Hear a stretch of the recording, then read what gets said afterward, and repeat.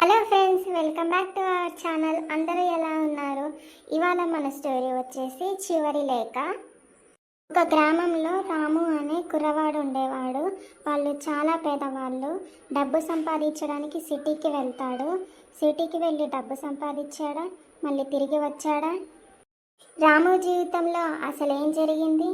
సిటీకి వెళ్ళిన రాము మళ్ళీ తిరిగి వచ్చాడా? ఎండ్ వరకు అయితే చూడండి. ఎండ్లో ఒక పెద్ద ట్విస్ట్ అయితే రివీల్ అవ్వబోతుంది. ఒక చిన్న గ్రామంలో రాము అనే కుర్రాడు ఉండేవాడు. అతను చాలా మంచివాడు, కానీ చాలా పేదవాడు. అతని తల్లి ఒక్కతే తనతో ఉండేది. రోజు కూలి పనికి వెళ్ళి తన తల్లిని బాగా చూసుకునేవాడు. ఒకరోజు రాము నగరానికి వెళ్ళాలని నిర్ణయించుకున్నాడు. అమ్మా అమ్మా నేను నగరానికి వెళ్తాను. మన జీవితం మార్చేస్తాను. నువ్వు వెళ్ళడం నాకు ఇష్టం లేదు, కానీ మన జీవితాలు మారాలంటే నువ్వు వెళ్ళాలి.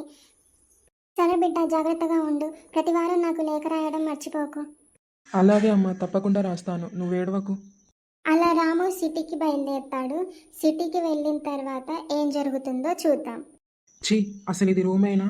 మా ఫ్రెండ్స్ అందరూ ఇచ్చి ఎలా తాగి పడేశారో చూడు. అమ్మకి లేఖ రాయాలి. రాము వచ్చిన మొదటి వారానికి వాళ్ళమ్మకైతే ఒక లేఖ రాస్తాడు. అమ్మా, నువ్వు ఎలా ఉన్నావు? బాగున్నావా? నేను ఇక్కడ బాగున్నాను. నాకు ఇంకా జాబ్ దొరకలేదమ్మా, ట్రై చేస్తున్నాను. నువ్వైతే జాగ్రత్తగా ఉండు. రెండో వారం కూడా లేఖ రాస్తాడు. రెండో వారం జాబ్ దొరికింది. మూడో వారం ఇంకొంచెం డబ్బు సంపాదిస్తా. అలా నెలలు గడిచాయి. అలా ఒకరోజు రాము లేఖలు రాయడం ఆగిపోయాయి. తల్లి చాలా ఆందోళన పడింది, కానీ ఆమెకు నగరానికి వెళ్ళడానికి డబ్బు లేదు. అయ్యో దేవుడా, అసలు ఏం జరిగింది? నాకు భయంగా ఉంది. రాము లేఖలు రాయడం ఆగిపోయాయి. కొన్ని రోజులకి పోస్ట్ మ్యాన్ వచ్చాడు. అమ్మా, ఇది మీ కొడుకు పంపిన చివరి లేఖ. అయ్యో, చూడడానికి నా చేతులు వణుకుతున్నాయి. అమ్మా, నేను చేసిన పని చాలా ప్రమాదకరమైనది.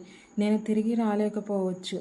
ఈ లేఖ నీ చేతికి చేరేసరికి నేను ఉండకపోవచ్చు. కానీ నీ కోసం ఒక చిన్న ఇల్లు కొనిపెట్టాను. నువ్వు సంతోషంగా ఉండాలి, అదే నా కోరిక.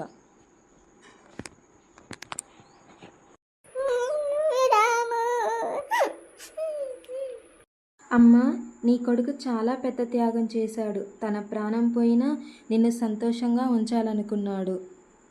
అయ్యో రాము, ఎంత పని చేశావు రాము. ఫ్రెండ్స్, చూశారు కదా, దీన్ని బట్టి మీకేం అర్థమైంది?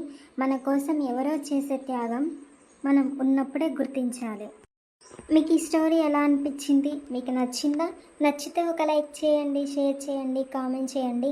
మరిన్ని మంచి మంచి స్టోరీస్ కోసం మనం గోల్డెన్ స్టోరీ కార్టూన్ అయితే సబ్స్క్రైబ్ చేసుకోండి. మళ్ళీ ఒక్క నిమిషం ఆగండి ఫ్రెండ్స్. మీకు ఎలాంటి స్టోరీస్ కావాలో నాకైతే చెప్పండి. నేను మీరు చెప్పిన దాన్ని బట్టి మీకు ఇష్టమైనట్టు మీకైతే స్టోరీలు చేస్తాను. Bye bye friends.